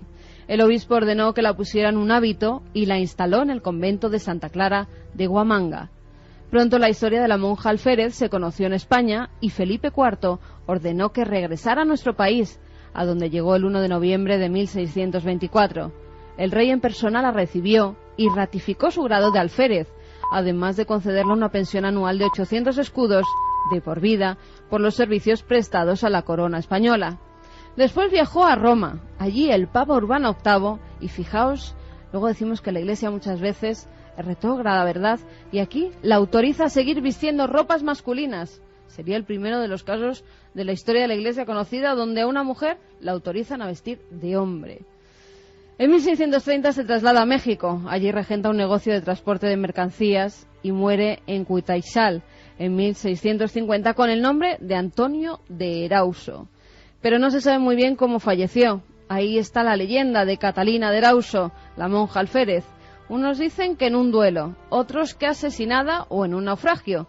Lo cierto es que nunca lo sabremos, ya que si conocemos parte de su vida y de su historia, es gracias a que ella misma dejó escrita su biografía. No deja de ser curioso, Santi y Juanje, que muchas de estas historias que son de película y es la magia de nuestra historia, ¿no?, que siempre intentamos recuperar y vivir de otra forma aquí en Milenio 3 con todos vosotros en la cadena SER, no deja de ser curioso que algunos de los casos que hemos contado tengan que ver con lo militar, con lo guerrero, es decir, lo menos femenino entre comillas, que se entienda, como decía antes Juanje, ¿no?, pero casos donde tenían que mostrar una tremenda ferocidad, imponerse a los demás, y lo hacían. No precisamente elegían gremios donde, bueno, pasar más o menos artesanía. No, guerreras en muchos casos. Sí, hay una cosa curiosa, y luego si da tiempo que haga la sección sobre el tema de los tuareg, lo veréis, lo volveré a contar. Y es normalmente, bueno, pues había una discusión antropológica muy grande sobre si existieron alguna vez o no culturas matriarcales, o sea, donde realmente la mujer llevase las armas, el poder y todo esto. Y la verdad es que es un tema muy complejo, ¿no? Porque las mujeres desde hace muchos miles de años, el tener que dar a luz de forma constante, porque la mortalidad infantil era enorme, pues hacía que tuvieran una debilidad física normal, que no mental, no tiene absolutamente nada que ver. Siempre la historia está llena de mujeres inteligentes. Pero, por ejemplo, entre los tuareg, que es una tribu completamente guerrera, el matriarcado no es una cosa que simplemente se entienda, es que la propiedad privada solo pasa de mujeres, o sea, de madres a hijas. Los hombres no tienen propiedad privada. Pero eso lo vas a contar luego, porque además vamos a tener cortes y declaraciones de un invitado de excepción como Alberto Vázquez Figueroa. Luego lo contamos, Santi. Además es cierto, porque había un caso que me he dejado en el tintero, porque no conozco en tanto detalle la biografía, pero que es también guerrera y española. Antonia María de Soto. Antonia María de Soto, en pleno siglo XVIII, en una época en que había piratas, en que hubo una guerra contra Francia, la batalla de San Vicente, etcétera, etcétera, tenía la vocación de ser soldado de infantería de marina, ni más ni menos. Y, claro, en aquella época, primero, ser soldado mujer, absolutamente prohibido, pero es que encima la superstición marinera de que traía mala suerte, malfario, tener mujeres a bordo, estaba en plena vigencia. Pues durante también un periodo de 15 años, Antonia María fue una soldado de infantería de marina feroz en esos abordajes de las películas de piratas. O sea, en primera línea, nada de retaguardia. Cuchillo en boca, sable en mano.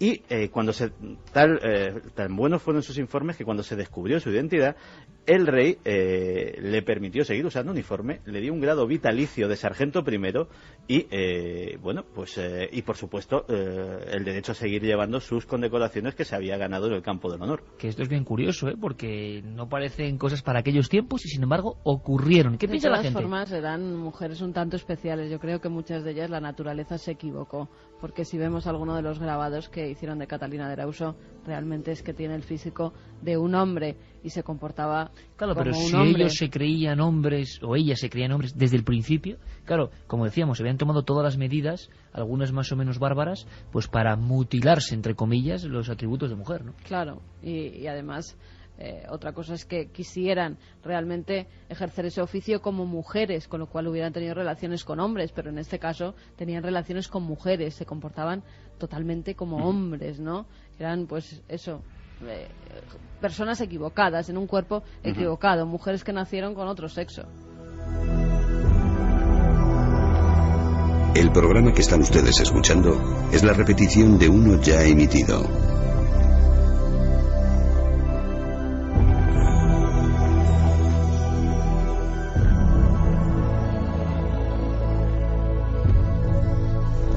¿Y qué piensa la gente? Porque luego ha habido muchos pequeños y grandes secretos en muchas localidades españolas que al final no salen a la luz, pero es una historia, claro, muy delicada, ¿no? Muy delicada. Es raro que haya documentación de tantos casos. Aquí están. ¿Qué opina la gente? Carmen, 7640. Pues Jorge nos dice: disfrazarse por avanzar en la humanidad me parece bien, pero deberíamos hacer que esto no pase. Voto por el libro La noche del miedo. Mira, un voto más para ti, Iker. Magnífico el tema, Santi. Lamentable lo ciega que ha estado la humanidad para no saber valorar a estos maravillosos seres que son las mujeres. Un abrazo, Carmen, nos dice Humberto. Pues muchas gracias, Humberto. Hola, felices fiestas a todo el equipo. Espero que el año que viene tengamos muchas aventuras. Voto por Drácula como mi libro favorito, nos dice Vicente desde Madrid. Notario de Pilas nos dice que hay de que Colón dicen que era una mujer. Colón mujer. Se han dicho tantas cosas de Colón. O sea, yo había oído Colón catalán, Colón Italiano. mallorquín, bueno, italiano es que parece casi Portugués. que, bueno, portugués, Colón alcarreño, hay todo un estudio, Colón alcarreño, Colón gallego, Colón templario, pero Colón judío, Colón amigo de los reyes, Colón enemigo, pero Colón mujer ya es lo que faltaba. Colón era mujer. Buen tema. El peinado alopaje que se Eso llevaba te en iba a esa decir. época es un poco ambiguo. Las Debe cosas ser. como son. Sí, los pantaloncillos esos así también un poco Las abombados. calzas, aquellos leotardos. Pobre Colón, o sea, lo que han dicho, ¿qué sería de verdad? Pero lo que han dicho de él, madre mía. Hombre, supera la leyenda, ¿no? Sí. Kepa desde Bilbao nos dice cuánto sufrimiento injusto el de las mujeres a lo largo de la historia. Zorionak Milenio. También nos dicen, hola a toda la nave del misterio, me gustaría hablaros del doctor James Barry, nacido en Edimburgo y famosísimo doctor agasajado en media Europa y también en África, donde tuvo un comportamiento humanitario. El día de su fallecimiento lloró medio mundo por él y una enfermera se llevó una gran sorpresa. El doctor James era una mujer. O sea que estos casos que nos parecen increíbles han ocurrido en más de una ocasión. Pues sí.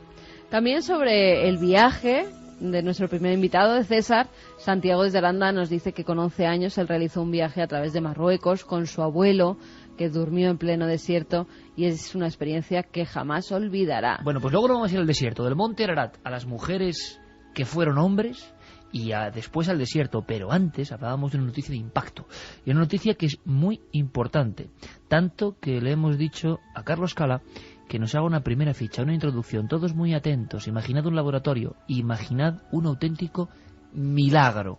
¿Se abre a partir de aquí? Bueno, es la pregunta, ¿qué se abre realmente? Vamos a hablar con expertos. Ha aparecido en diferentes teletipos del mundo, desde el viernes hasta hoy mismo, es decir, durante unas 24, 48 horas, últimas horas del jueves también. Transformar sueños en imágenes de televisión al alcance de la ciencia en Japón. Quizá nos parece un titular un tanto atrevido, pero hablan del Laboratorio Japonés de Neurología, la ATR, dirigido por el profesor Kamitani, Yurikazu Kamitani, que ha declarado, ha hecho una rueda de prensa y ha publicado, al parecer, por primera vez en el mundo, recrear en imágenes el contenido de percepciones cerebrales complejas. Esto, que puede sonar un poco críptico, es, vamos a intentar desmenuzarlo para todos los públicos, entre ellos para mí. Alguien con unos electrodos y una serie de códigos ha iluminado partes de ese enigma que es el cerebro. Eso ya se hacía hace muchos años, comprobar cómo despiertan ciertas áreas del cerebro, ese mito, ¿no?, de hemisferio derecho, hemisferio izquierdo, uno más racional, otro más artístico y racional, lóbulo temporal donde hay sensación de despliegue de nuestra alma, donde hay sensaciones como pueden ser las apariciones. Para muchos, todo lo que hablamos de misterio en el sentido de ver otras cosas extrañas que como diapositivas se cuelan en nuestro mundo tienen que ver con ese lóbulo. Investigaciones con el doctor Persinger de personas que llegaron a aterrorizarse viendo lo que parecía ser un espectro y era en realidad un estímulo eléctrico de esa zona del cerebro. Lo que ocurre ahora es que en Japón parece que alguien pensando en una letra, pensando firmemente en esa letra, ilumina parte de su cerebro y de su ojo y eso se refleja en una pantalla. ¿Será verdad esto? ¿O será una de esas noticias que luego acaban disolviéndose y no sabemos nada y se queda en eso, en un titular? Hay que preguntarle a un experto, al profesor de psicobiología de la Universidad Complutense de Madrid, autor de un libro esencial como es La mente del Homo sapiens. Estamos hablando de eso. Quiero vuestra opinión. ¿Esto puede ser ciencia ficción? ¿Esto dónde nos conduce? Estamos entonces a un paso de viajar en el tiempo. Si ya vamos a poder ver en una pantalla los pensamientos, esto era lo de cuando niño uno lo leía en un tebeo y decía, bueno, el futuro más lejano, ¿no? Estamos ya hollando ese futuro.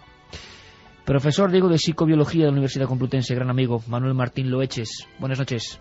Hola, buenas noches, Iker, ¿qué tal? Pues muy bien, esperando que me comentes, y seguro que la audiencia también, con tu conocimiento real, ¿no?, de la materia, ¿qué es esta noticia? ¿Qué ha pasado realmente en Japón? Y si esto tiene visos de ser verdad y si se abre un abanico que parece un poco ciencia ficción. Sí. Mira, te cuento. yo pienso sinceramente que con esto se ha abierto una puerta a todo un mundo que la verdad es que antes o después se tenía que abrir, ¿no? La noticia es fidedigna, además se ha publicado el artículo en una revista bastante buena, que quiere decir que ha pasado todos los controles científicos, y realmente lo que dicen ahí hay que creérselo, ¿no? Y lo que han hecho ha sido, pues es muy sencillo. Han analizado la actividad del cerebro, píxel a píxel. Hay una técnica que se llama la resonancia magnética funcional, que puede analizar la actividad del cerebro milímetro cúbico a milímetro cúbico. Entonces es muy sencillo. Uno analiza la actividad del cerebro cuando está viendo imágenes, una persona, y entonces ya sabe qué milímetros cúbicos se han activado. Cuando uno quiere luego recuperar qué imagen puede estar uno pensando, no tiene más que ver qué milímetros cúbicos se han activado. Porque además es curioso porque por eso hablan de que es una puerta para ver los sueños o para ver lo que pensamos, porque cada vez que pensamos o que soñamos se activan las mismas zonas del cerebro con las que vemos. Entonces es curioso, se puede acabar viendo lo que es el patrón particular con el que una persona ve las imágenes y reconstruir a partir de ahí, de la actividad del cerebro, lo que uno está pensando. Ahora mismo de una forma un poco rudimentaria, eso sí, en una especie de cuadrícula de 10×10 para lo que es identificar letras, algo muy simple ahora mismo, pero tú fíjate, Iker, que de aquí a poco tiempo las técnicas irán mejorando y se podrá ir viendo imágenes muy complicadas, y realmente lo de la puerta abierta a poder ver lo que estamos imaginando o pensando o viendo simplemente es una puerta que se ha abierto y es real, es creíble. Parece ser que se ha empleado una letra, ¿no? Como elemento quizá más básico, Manuel. ¿Por qué se hace esto? Lo de identificar una letra y que eso que nos cuentas de cómo la percibe o cómo se iluminan partes del cerebro y del ojo, pues se ha visto reflejado por vez primera en una pantalla de televisión. Sí, mira, en principio se han usado letras porque son estímulos muy sencillos, son lineales, son líneas, entonces se pueden más o menos identificar. Y además, como son líneas, se ven muy claramente en la corteza visual que está en el lóbulo occipital. Y curiosamente, en el lóbulo occipital, que está en la parte de atrás del todo, los estímulos cuando se ven siguen una imagen más o menos fiel a la realidad, más o menos fiel. Es decir, que si yo veo una serie de puntos enfrente de mí, yo en el lóbulo occipital tengo activados una serie de puntos también. Con lo cual, bueno, pues se ha empezado por ahí porque es muy sencillo. Sí que es cierto que luego será muy complicado, digamos, cuando queramos ver ya cosas que no son imágenes, sino pues pensamientos abstractos o conceptos abstractos o cosas más complicadas, pues puede que sea más complicado. Bueno, puede no, de hecho es más complicado y lo será. Pero es un reto que yo creo que es alcanzable. Se empieza por aquí, que es lo más sencillo, y es cuestión de ir tirando y acabaremos dando con aquellos milímetros cúbicos del cerebro que están activados cuando yo estoy pensando, pues qué sé yo, en mi viaje a la playa del año pasado. Y cuando yo piense en ello, cualquier persona con una máquina puede determinar que yo estoy pensando en ello. Eso es algo que ahora mismo no se puede, pero con este inicio está claro que se podrá. Pero esto da un poco de escalofrío, Manuel, también, porque en el buen sentido, es decir, pensábamos que era ciencia ficción tantas cosas, pero ya estamos viviendo en este 2008-2009 una serie de elementos que eran, de cuento de caballerías del futuro, o sea, imposible, inconcebible. Estamos a punto, por lo tanto, a punto me refiero, quién sabe dentro de 50 años, por ejemplo, lo que puede evolucionar esto, en ver en imágenes quizá en movimiento o con volumen lo que alguien está pensando y qué se abre a partir de ahí. Exactamente, y de hecho, como dice en el artículo, se puede empezar a pensar que no estamos muy lejos de adivinar lo que está soñando una persona. Igual que lo podemos ver cuando uno está despierto, esto es igual, en los sueños se hará. Y sí, ciertamente, también dicen los autores, y es algo muy lógico, que habrá que tener consideraciones éticas, ¿no?, con todo este tipo de hallazgos, ¿no? Porque llegará un tiempo, efectivamente, ya digo, es una puerta que se ha abierto, que antes o después tenía que abrirse, y llegará un tiempo en que se podrá adivinar lo que la gente piensa independientemente de lo que nos digan. Entonces, claro, habrá que tener un control, digámoslo así, por parte de la sociedad en general, de hasta dónde queremos llegar, hasta dónde se puede llegar, hasta dónde es ético, dónde ya empezamos a rayar lo personal. Es complicado, pero es algo que llegará antes o después. Manuel, pero entonces estamos hablando, por ejemplo, de la máquina de la verdad perfecta en un futuro, ¿no? Bueno, yo creo que es muy curioso eso, porque a las máquinas de la verdad, como a la que tenemos ahora, que está más o menos disponible, se le puede engañar, digamos, que yo puedo imaginarme cosas, la máquina detecta lo que yo me estoy imaginando y a lo mejor es una historia que me he inventado. Claro. antes o después, no sé si llegaremos más lejos. Es posible. Digamos que estas son puertas que se han abierto ahora, pero como dices tú, dentro de 50 años a lo mejor llegamos incluso a detectar que la imagen que se está imaginando un sujeto es falsa, ¿no? Pero hasta ahora, bueno, yo creo que aún queda para que podamos determinar qué imágenes está pensando una persona. Luego ya lo de que sean falsas o no es otro cantar, pero con el tiempo quién sabe, ¿no? Oye, Manuel, yo que conozco un poco tu obra y sé que eres un hombre riguroso, científico, pero que eso no quiere decir que no estés siempre, como buen investigador, a expensas y observándolo todo lo que pasa sin cerrarte a nada, que yo creo que es el auténtico aprendizaje, ¿no? En permanente duda. ¿Cómo ha recibido esta noticia, o si tienes ya datos, la comunidad, digamos, de estudiosos del cerebro? Porque imagino que quizá ha habido de todo. Ha habido personas que han creído que precisamente esa grieta, esa puerta asombrosa se abre, y gente quizá que lo ha criticado, ¿o no? Bueno, claro, por lo que he podido ver, los científicos estamos todos muy asombrados con este descubrimiento, muy ilusionados también, pero enseguida han surgido pues las voces que comentan que esto hay que regularlo. Los científicos estamos más o menos todos de acuerdo. O sea, nadie duda, Manuel, permíteme, nadie duda en que lo que ha ocurrido es real. Seguro. Ha ocurrido y además se ha publicado en una revista bastante buena, o sea que ha pasado todos los controles rigurosamente, con seguridad, ¿eh? Caramba, pues de verdad que la noticia, queríamos confirmarla, Manuel, y nos deja sorprendidísimo. Alguien pensará, si esto se hace público ahora, igual en otros lugares, más la teoría un poco de la conspiración, ¿no? Del conocimiento del ámbito, no sé, si de control mental o militar, ¿qué se ha podido hacer en algún lugar que no sea oficial, no? Sí. Es una buena pregunta también. ¿Tú eres de los que crees, Manuel, que quizá algunas esferas, por lógica, nos llevan también años de adelanto? Se dice en la tecnología, se dice en las pantallas, se dice en los radares, se dice en todo, se dice en la cuestión biológica. También en el estudio del cerebro habrá personas, entidades, corporaciones, no lo sé, que nos lleven también años de ventaja y que sepan más que nosotros. Bueno, años no lo sé, pero sí que sé que el ejército de los Estados Unidos, igual que casi todos los países, lo más seguro, tienen centros especializados en estudiar la actividad del cerebro, e incluso en crear, generar, inventar máquinas para leerlo mejor, para interpretarlo mejor, y al cabo de un tiempo pues acaba siendo público, pero claro, ellos lo guardan en secreto, en el máximo secreto, durante un tiempo hasta que sacan todo el jugo. O sea que sí que hay, sí. Pues Manuel, yo lo que te emplazo es a que un día, si quieres, aquí, en larga charla y hablando con los oyentes, podamos dedicarle, si te parece, yo creo que puede ser un reto muy bonito, una noche al cerebro humano, desde su inicio hasta lo que sabemos de él, y yo sé que contigo vamos a aprender. Así que echa la invitación. Estaría encantado, Iker. Un abrazo muy fuerte, Manuel. Un abrazo, Iker. Gracias. Hasta luego a ti.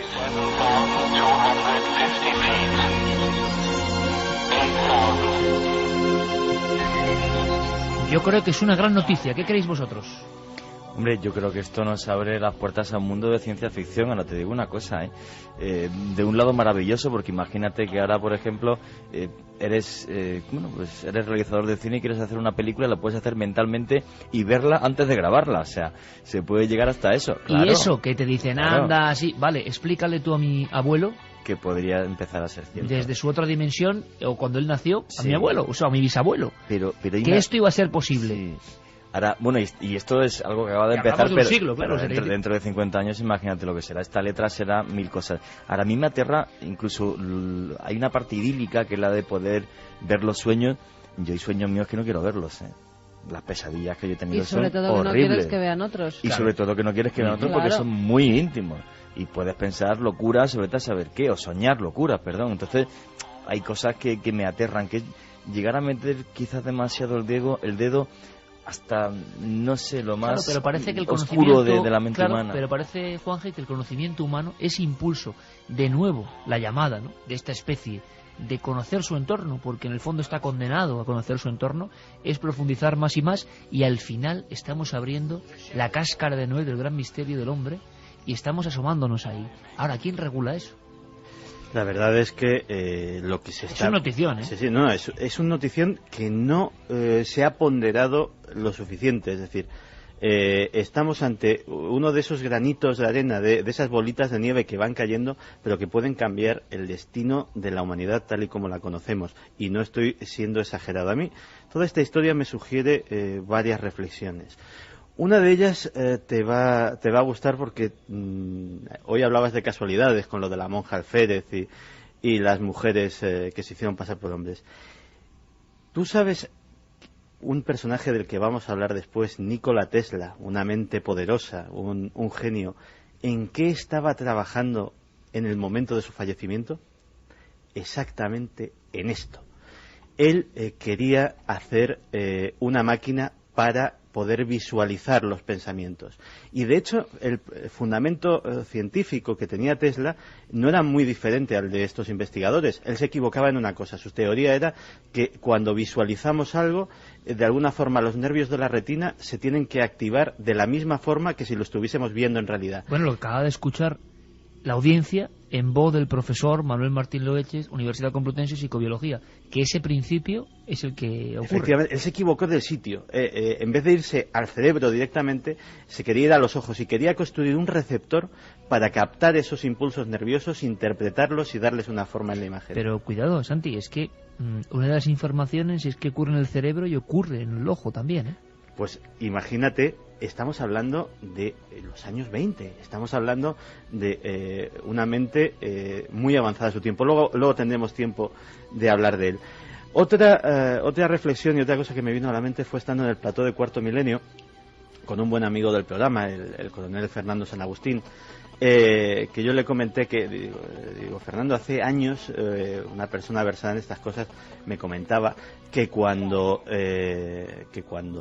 nosotros tenemos acceso en el ámbito civil a una tecnología, a un avance científico del ámbito académico, etcétera, etcétera, decía, bueno, eso en otros ámbitos se dispone de ello desde hace 10 o 15 años. Y la respuesta, como siempre magistral, del coronel fue, y me parece poco. Eso, aplicado a esto, proyectando esto mismo dentro de 10 o 15 años, efectivamente da cierto escalofrío. Es un buen debate, ¿eh? Para la radio, para la televisión, para donde sea, con Fernando San Agustín también, con Manuel Martín Loeches. Lo estoy apuntando ahora mismo en mi cuaderno. Los límites del cerebro, a qué se está llegando, esa pasión, dicen, por ejemplo, del ejército de Estados Unidos, es real, Santi, en controlar, yo no sé si en visualizar lo que está dentro del cerebro.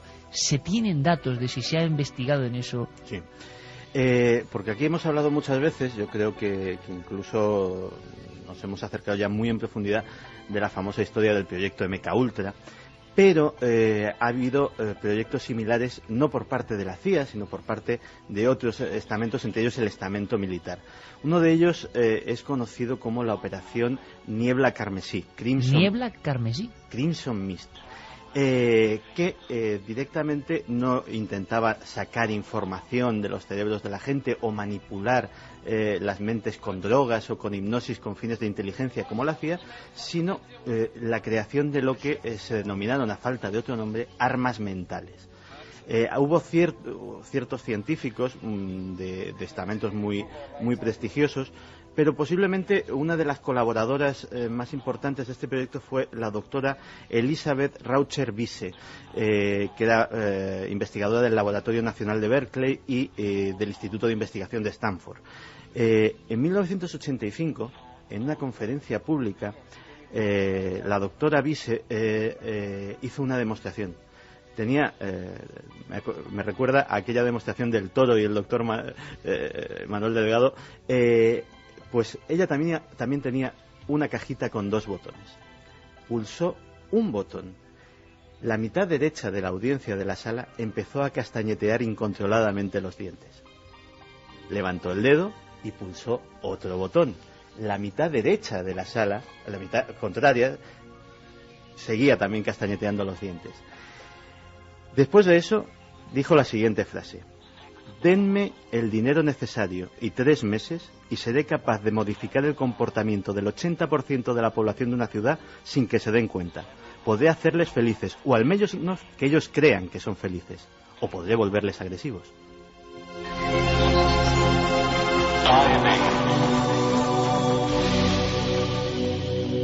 Vaya escena. ¿Cómo se llamaba esta doctora? Doctora Elizabeth Rauscher-Wiese. Ahí queda, uno de esos legajos de la historia moderna, de la cara oculta de la historia, por Santiago.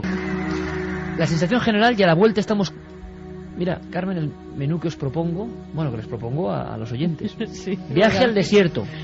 Viaje al desierto Eso está bien, con mira. Alberto Vázquez Figueroa y Juan G. Vallejo. Claro, que uno va a un viaje Buenos días. con Alberto Vázquez Figueroa y con Juan G. al desierto y no pasa Y de la aventuras primera va a duna, vivir de la primera seguro. duna, porque le cuentan 257 historias y ya se ha quedado en la duna.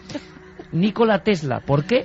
Porque ha habido una exposición en Madrid que tiene que ver con Nikola Tesla, que era el gran maldito de la ciencia, de alguna forma, y en Madrid se le ha homenajeado. Santi ha estado ahí con Carlos Largo y nos van a contar una historia. Hablando de Carlos Largo, hay una historia sorprendente que se ha convertido en película, que habla del intercambio, la historia de un niño que no era el niño que su madre reclamaba. Pues todo eso y mucho más. Va a ser apasionante. ¿Y sabéis lo que pienso yo en estas noches? Luego seguimos con el ranking de libros, que estamos viviendo una serie de acontecimientos que están siendo clave, que quizá la gente no lo comprende en su trasfondo, pero que también estamos aquí para contarlo. El profesor de Psicobiología de la Universidad Complutense de Madrid, Manuel Martín Loeches, autor de una obra, repito, fundamental, La mente del Homo sapiens, nos confirma que lo que parecía una leyenda urbana, que en Japón un laboratorio, la ATR, Dr. Kamitami, ha logrado trasplantar de alguna manera un pensamiento en una pantalla, una rudimentaria letra, es real. Y él dice que la comunidad de investigadores científicos del cerebro está sorprendida e ilusionada. Decía Juanje, una simple letra, una letra en una pantalla, pero es el primer paso. Como diría Armstrong, ese primer o pequeño paso para un hombre, gran salto para la humanidad. Estoy seguro que dentro de unos años volveremos a saber de este profesor Kamitami y de lo que se ha iniciado. Lo hemos contado como ha sido. Y yo es te voy a emocionante. decir que en nuestro país se están haciendo experimentos parecidos.